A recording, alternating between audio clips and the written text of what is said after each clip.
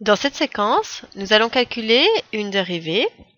Ici, ça va être c de t égale 2 cosinus 3t moins 5 sinus de t. Donc, on va devoir reconnaître l'action qui est prédominante. Donc, on voit que l'action prédominante, c'est une différence de cet élément-là par cet élément-là. Donc, une différence, c'est comme une somme. Donc, on avait vu que dérivée d'une somme, c'est, première formule, somme des dérivées. Donc, je vais calculer la dérivée de chacun des éléments. Donc, si on veut calculer c' de t, égale. Alors, essayez de faire une pause sur la vidéo, de chercher tout seul et de voir si vous avez juste.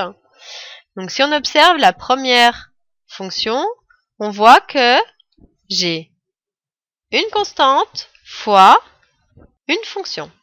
Ça me rappelle la deuxième formule ici. Dérivée d'une constante fois une fonction, je laisse ma constante, je dérive par la fonction. Donc, si on laisse la constante, c'est-à-dire 2, et je multiplie par dérivée de cosinus 3x. Alors, on se souvient, petit cercle trigo, plus cos, il est ici. Dérivée, c'est un d, c'est-à-dire que je tourne dans le sens anti-horaire. Dérivée de plus cos, ça va être ici, moins sin. Donc, déjà, il y a une histoire de moins sinus. Mais attention, attention, j'ai cosinus non pas juste de t, mais de 3t. Donc, c'était de la forme cosinus de at qu'on cherche à dériver. Et on avait vu que c'était la composée. Donc, ici, le a dérivé de at, c'est a, donc il va se placer devant. Ce serait en fait moins a sinus de at.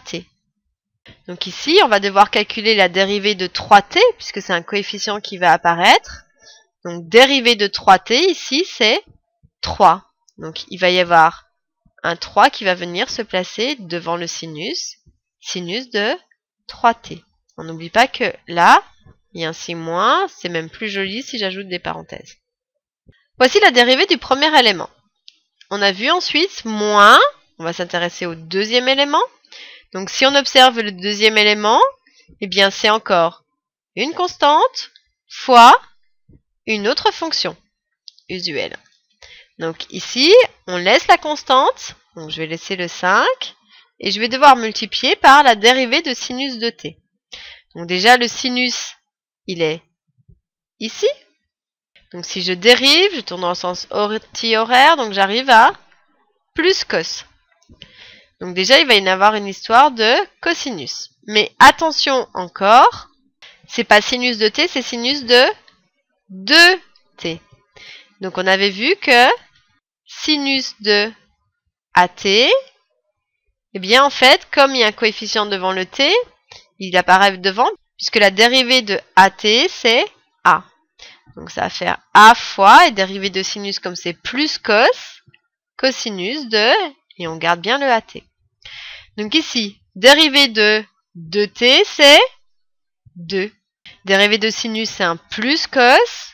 Et attention, on écrit bien, on garde bien le 2t. Égale, on va faire du calcul maintenant. 2 fois tout ça, donc 2 fois moins 3, ça va faire moins 6, sinus de 3t. Et 5 fois 2, ça va faire moins 10, cosinus de t.